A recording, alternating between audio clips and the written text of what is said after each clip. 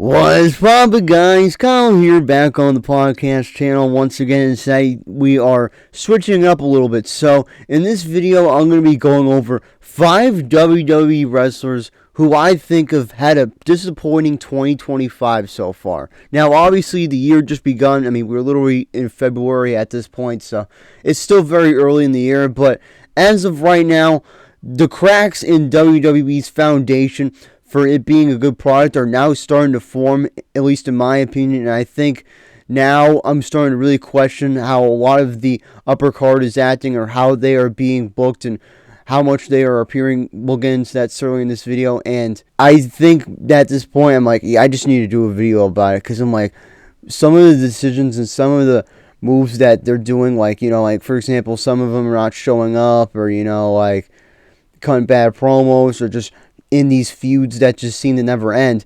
For those reasons, I was like, oh, I just gotta make a video about it, because I'm just so frustrated with, how much potential talent is being wasted here, and just all this other stuff. So before I go crazy again, I'll preface the rules here. So now, for me, what counts as a disappointing year? What I count as a disappointing year so far is, did you have high expectations this year, and are you not delivering to them? That's obviously the main pillar to it. But there of course is more, right?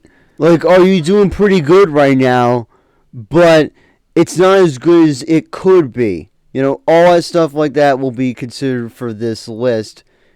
And with all that being said, let's hop right into the first pick. And at number 5 here, we got Drew McIntyre. So, ever since, I would say, literally September of 2022, Clash of the Castle that year, Drew McIntyre has been in this constant, state of just losing and, whining about how, he lost to Roman, and I can't stop thinking about Punk, right? Now, here's the thing I'll say about Drew. I would say for the past 2 years, and 2024 included here, he's been able to get away with being in feuds where he would lose, because he was still doing good work in them. Like the feud with CM Punk, he had killer promos, and he would do insane things. I remember he got suspended from Raw a couple times there.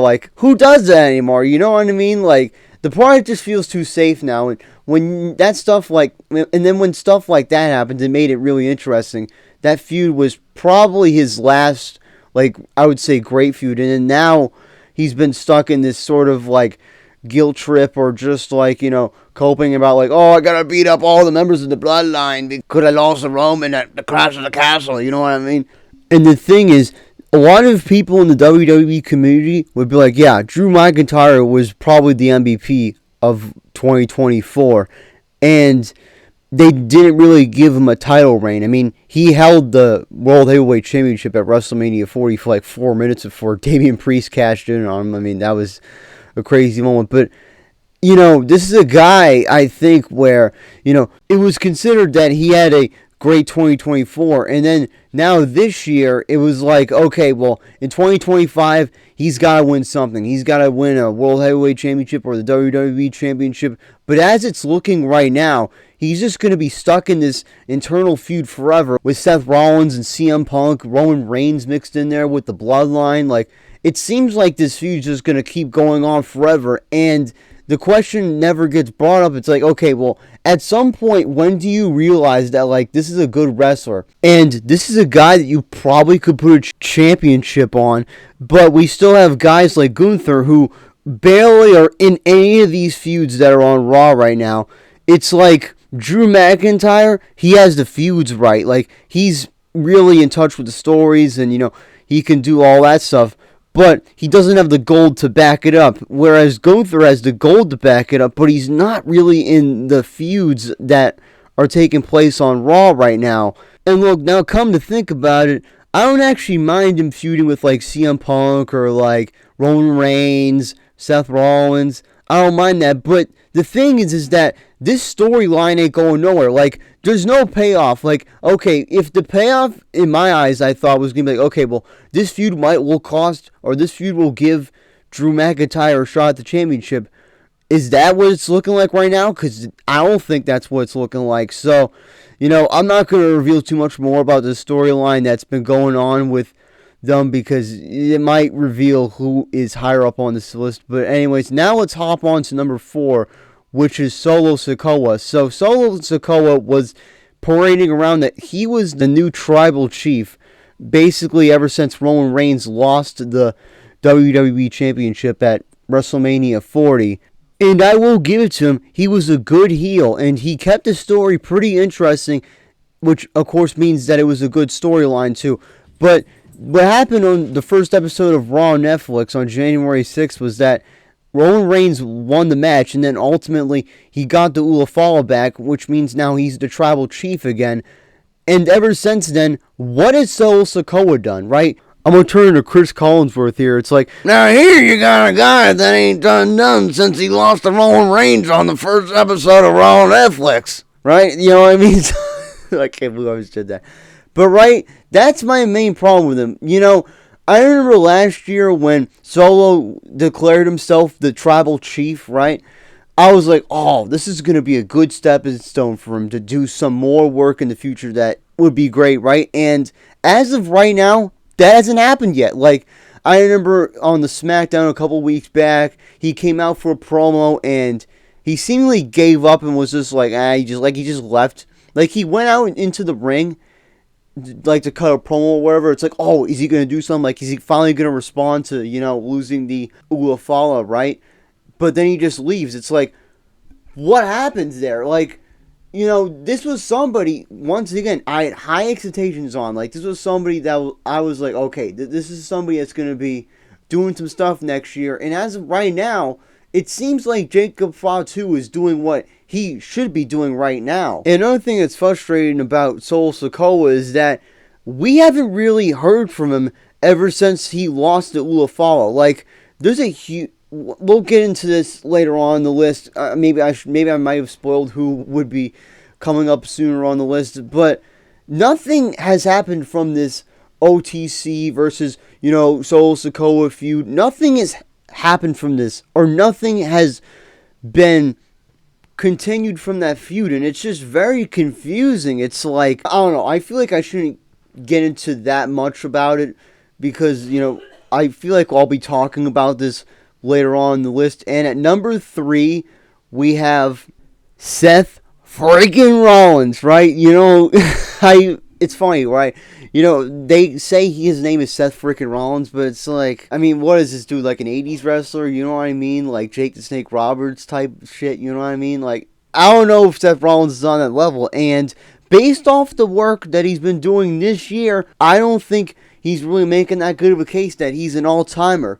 Because first of all, right, he recently was in a feud with CM Punk, right? And I think the expectation was that he was going to be in a 3-match feud with CM Punk, just like what happened with Drew McIntyre. That was a 3-match feud also. But it seems like that hasn't really happened yet. And it seems like the same problems with Drew McIntyre are very similar with Seth Rollins as well. They both go out there on the mic and whine about how, like, oh, I can't stop thinking about Roman, or, I can't stop thinking about Punk, or, you know what I mean? Like, Drew going out there and be like, I can't stop thinking about Punk, you know what I mean? Like, these two have very similar characteristics. They're very talented wrestlers. They're good on the mic, but for some reason, they don't win any matches.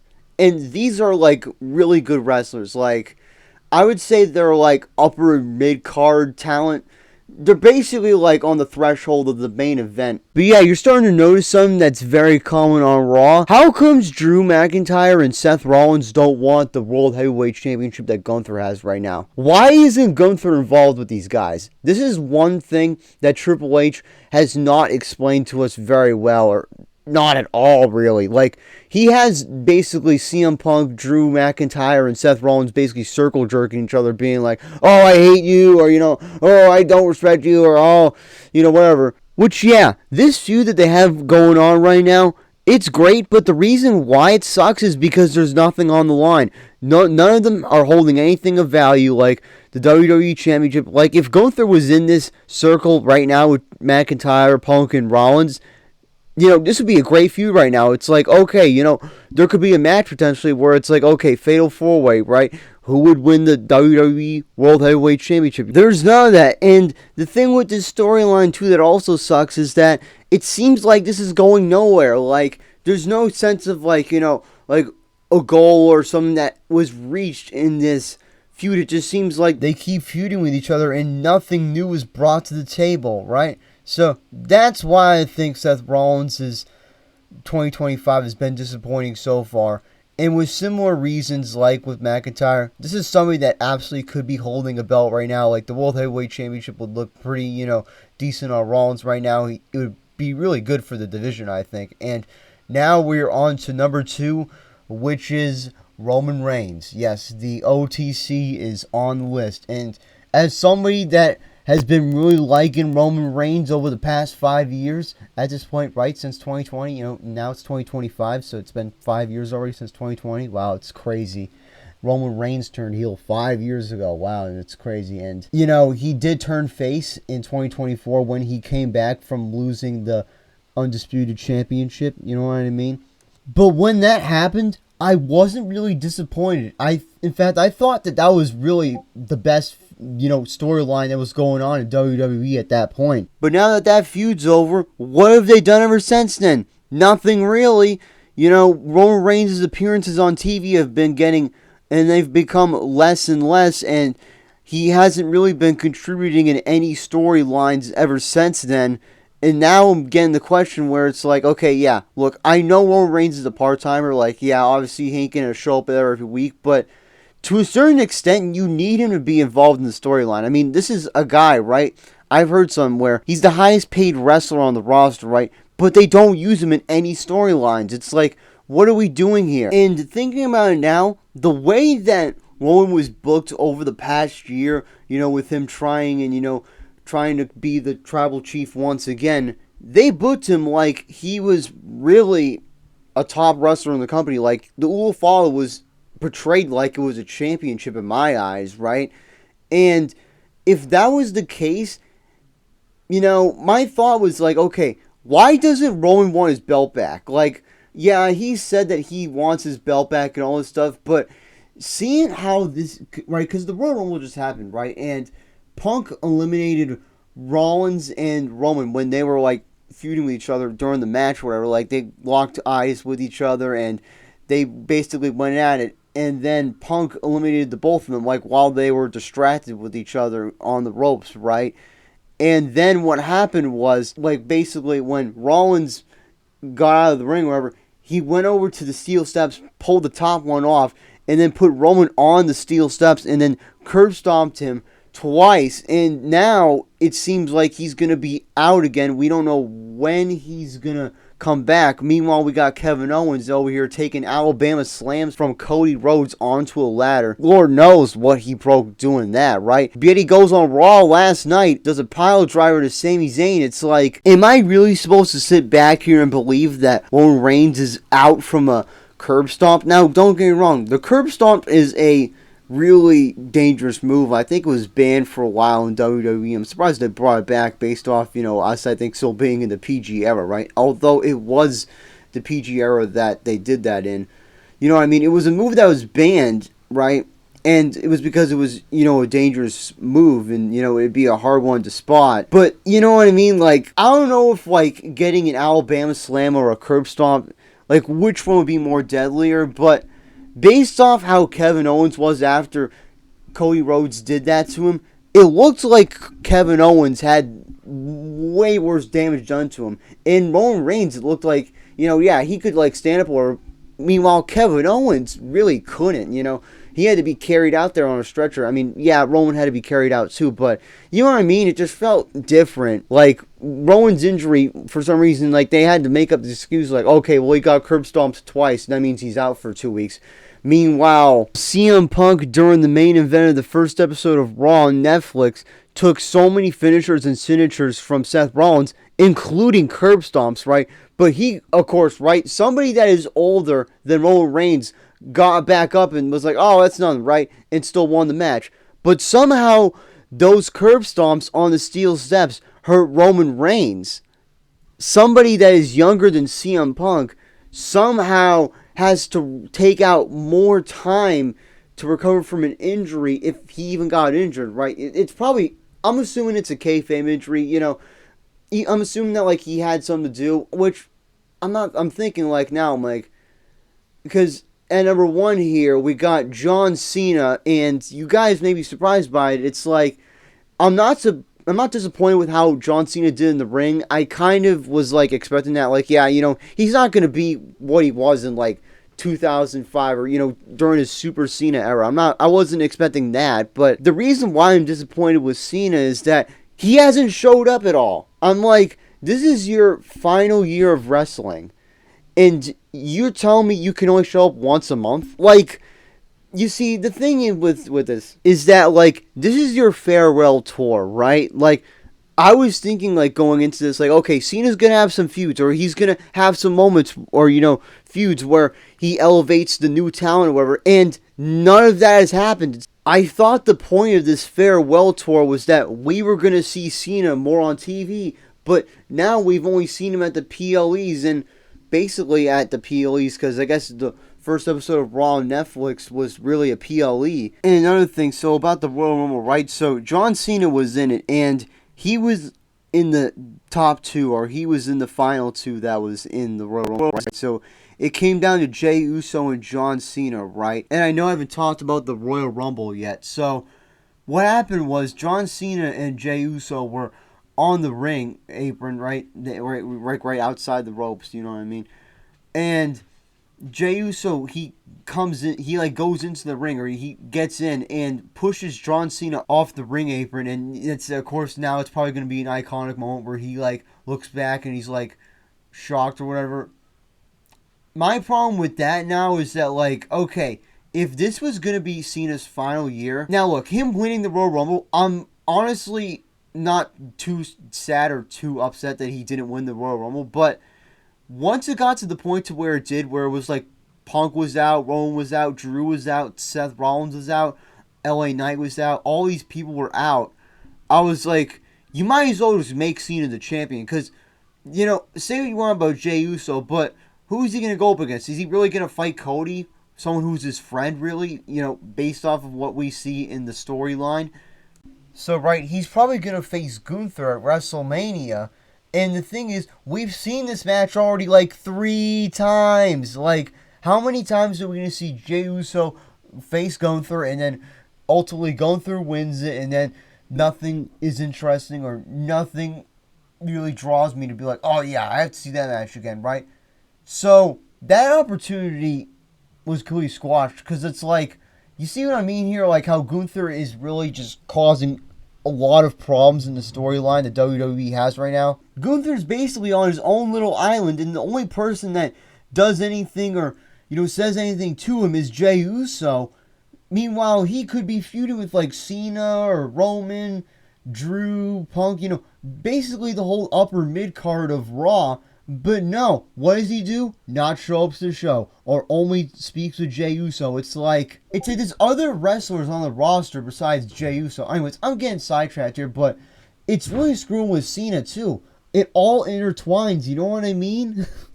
Because now we know Cena is entered into the chamber, which, another thing about this, it's like, what has Cena done to qualify himself to be in the chamber? It's like, you see on here, CM Punk and Sami Zayn, they were duking it out to see who could qualify for the Elimination Chamber. Cena didn't do any of that. Now, look, I love Cena as much as the next person does. And, the fact that, he's going to be in the Elimination Chamber is awesome. But, like, you should feel like there's a sense that, like, okay, well, he deserves it to be in the Elimination Chamber. And we haven't gotten that yet. It's like, so you're telling me you can just take a month off of TV and not wrestle anybody, you could still get in the Elimination Chamber? You know what I mean? Like, that doesn't make any sense. And that could have been a perfect opportunity to where Cena could, challenge somebody to be like, or, they could throw him in a match with, I don't know, let's say, like, Sami Zayn. That was a good example of it. Although Sami Zayn's a face, you know what I mean? There's somebody that he could have faced to qualify himself to be in the Elimination Chamber. But they didn't do that. It's like, I don't get what he's doing right now. I mean, I heard that he's working on a movie now. I heard it was in Hungary, so I feel like when the movies are being filmed overseas, I feel like it's for something like the Fast and Furious franchise, although I think the Fast 11 will be coming out this year, so the idea that they're still filming that movie at this point would be kind of wild to me. So I don't know what movie he's working on, but seeing some of the movies that he's been working on as of late, I'm like, is this really worth missing time in the ring for? You know what I mean? Like, if he was filming something like The Peacemakers or Suicide Squad, I would get it. But if he's filming something like Blockers or, Rick Stenicki, you know what I mean? He could miss that, you know what I mean? I'm not trying to, control John Cena or whatever, but to a certain point, you need to, be there for your final run or your farewell tour in WWE. And taking up roles like that, I just feel like is wasting time in his farewell tour, certainly. And anyways, guys, that's going to do it for this video. If you guys want to see a video or a certain topic covered on this channel, of course, let me know in the comment section down below. And with all that being said, remember, guys, we the ones.